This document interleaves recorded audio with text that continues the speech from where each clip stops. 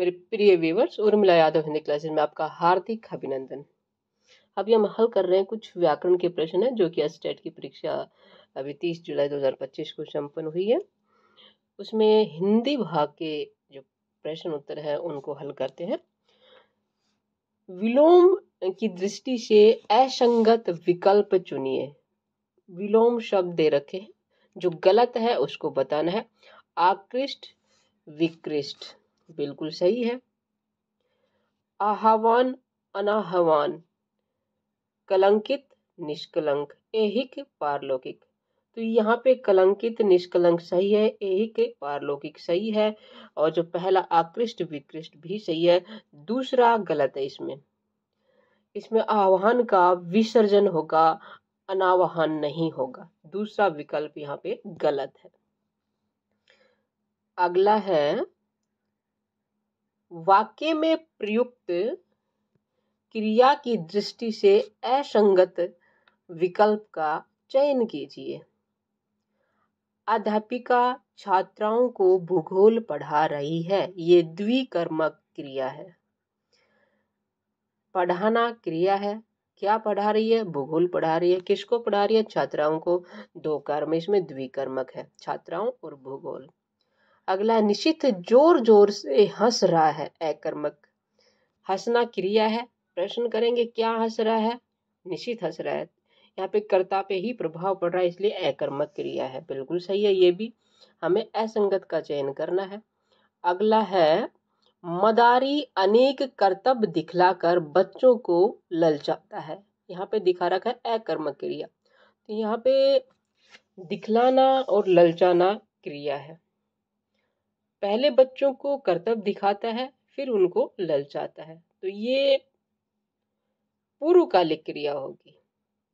पहले एक काम हो रहा है, उसके बाद दूसरी क्रिया हो रही है, तो यहाँ पे अकर्मक दे रखी है। ये तीसरा विकल्प, चौथा और पढ़ लेते हैं फिर देखते हैं। लड़ झगड़ कर वह अपना हिस्सा ले ही मरा, ये रंजक क्रिया सही है। तीसरा विकल्प बिल्कुल यहाँ पे तीसरा विकल्प गलत है बेटा। ठीक है, चलिए आगे बढ़ते हैं। अगला देखते हैं क्या है। वर्णों की ध्वनिगत विशेषताओं के संदर्भ में असंगत चुनिए। यहाँ पे दे रखे हैं कि कौन से वर्ण का उच्चारण कहाँ से होता है, ये बताना है। ऊ के लिए दे रखा है पश्च स्वर, संवृत, वृत्तमुखी। बिल्कुल सही है। ये जो ऊ है ये पश्च स्वर भी है, संवृत भी है, वृत्तमुखी भी है। तो यहाँ पे तो बिल्कुल स्पष्ट दिखाई दे रहा है बेटा। यहाँ री दिया हुआ है। री, जब उच्चारण की दृष्टि से हम जो स्वर लेते हैं तो उसमें री को नहीं लेते हैं। बाकी जो 11 स्वर है, 11 के री को निकाल के 10 स्वर बच जाते हैं, उन्हीं को लेते हैं। उन्हीं का उच्चारण जो पश्च स्वर, संवर्त, वृत्त, अर्धवृत्त, अग्र, मध्य, इनमें इनका विभाजन करते हैं री को छोड़ के। तो यहाँ पे ये जो दूसरा विकल्प है ये गलत हो जाएगा। ठीक है, ए मध्य स्वर है, हर्ष स्वर है, उदासीन स्वर भी है, आपश्च स्वर है, पश्च स्वर है, विवर्त है, अवृत्तमुखी है। ठीक है, बाकी सारे सही है। दूसरा विकल्प इसमें गलत है। अगला है, हिंदी अध्यापक की विशिष्ट विशेषताओं में सम्मिलित नहीं है। साहित्य का ज्ञान, साहित्य का ज्ञान होना चाहिए भाई। शिक्षण भाषाओं की विधियों का ज्ञान है, ये भी होना चाहिए। विशिष्ट भाषा पर विशिष्ट अधिकार, हिंदी भाषा पर विशिष्ट अधिकार है, भाषा पर अधिकार भी होना चाहिए। शिक्षण और उपाधियां, चौथा विकल्प यहाँ पे गलत है। ठीक है, आगे बढ़ते हैं। और अगला है,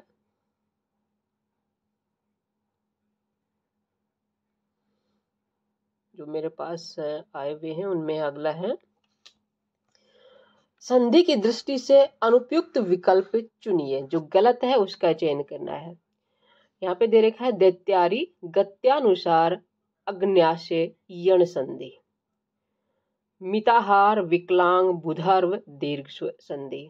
दिग्विजय, अब्ज, वृन्न नेत्र, व्यंजन संधि। वयोवर्ध, पुरोधा, प्रादुर्भूत, विसर्ग संधि। तो देखिए यहाँ पे दैत्य प्लस में अरी होगा, यानी कि ए और ए मिलकर आ बन जाते हैं, दैत्यारी होगा। तो ये यण संधि नहीं है। दैत्य प्लस में अरि होगा, दीर्घ स्वर संधि है। गत्यानुसार, गत्ते प्लस में अनुसार, ये भी दीर्घ स्वर संधि है। अग्न्यास, अग्नि प्लस में आशय, ये गलत, ये यण संधि है। तो यहाँ पे ये जो दो है पहले विकल्प में, ये दो तो क्या हो गए, दीर्घ स्वर संधि के उदाहरण हो गए, ये यण संधि का है। तो पहला विकल्प यहाँ पे गलत हो गया। बाकी को भी देख लेते हैं क्या सही है वो। मिताहार, मित प्लस में आहार, दीर्घ संधि है। मित ए और ए मिलके क्या बन गए, आ।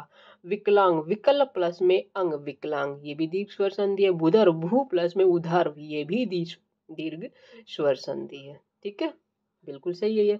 दिग्विजय, दिक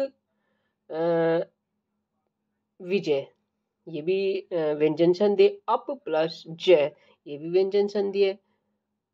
और वृत्त प्लस नेत्र, ये भी व्यंजन संधि है, सही है। वय है प्लस में वृद्ध, विसर्ग संधि।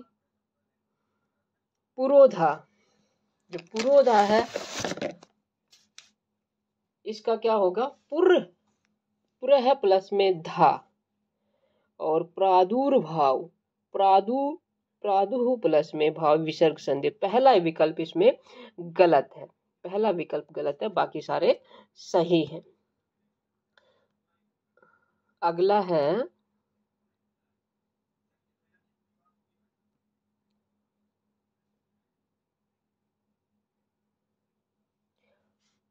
निम्नलिखित में से मौन वाचन का उद्देश्य नहीं है। मौन वाचन करते हैं, मौन रहकर जब हम पढ़ते हैं तो उसका उद्देश्य क्या नहीं है। उचित लय और गति प्रदान करना, स्वाध्याय की आदत विकसित करना, तीव्र गति से पढ़ने का अभ्यास करना, अर्थ ग्रहण कर उसका केंद्रीय भाव समझना। तो यहाँ पे देखिए, स्वाध्याय की आदत विकसित करना तो सही है, मौन रहकर हम अपने अध्ययन को मतलब खुद पढ़ने की आदत डाल सकते हैं। तीव्र गति से पढ़ने का अभ्यास भी होता है इससे, और अर्थ ग्रहण कर उसका केंद्रीय भाव भी समझते हैं। उचित लय और गति प्रदान करना, जब ये तो उचित लय और गति कब प्रदान होगी, जब हम उसको बोल कर पढ़ेंगे, मौन वाचन में नहीं हो सकता। पहला विकल्प यहाँ पे गलत होगा, बाकी सभी सही है। अगला है किस विकल्प में उपसर्ग विभाजन नियमानुसार नहीं है। देखते हैं क्या है।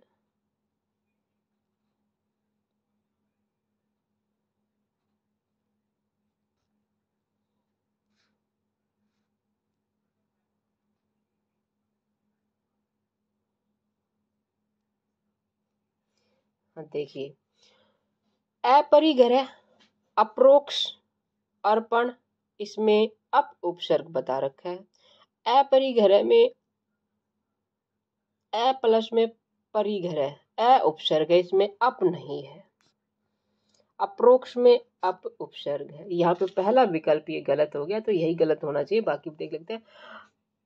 आरण्यक, इसमें आ उपसर्ग है। आवश्यक में भी आ उपसर्ग है। आधुनिक में भी आ उपसर्ग है, ये बिल्कुल सही है। निःशुल्क इसमें, और निष्पक्ष, निस्वार्थ, इसमें निश उपसर्ग है, ये भी सही है। व्याधि, विक्षण, व्यतिरेक, वी उपसर्ग है, ये भी सही है।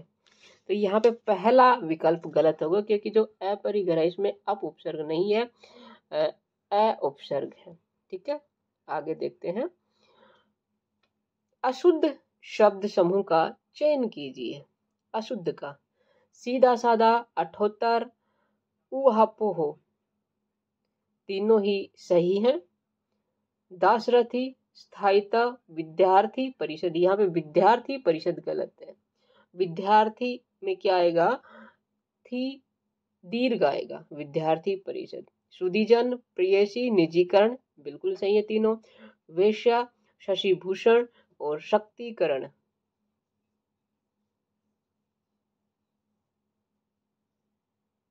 दूसरा विकल्प विद्यार्थी परिषद यहाँ पे गलत है।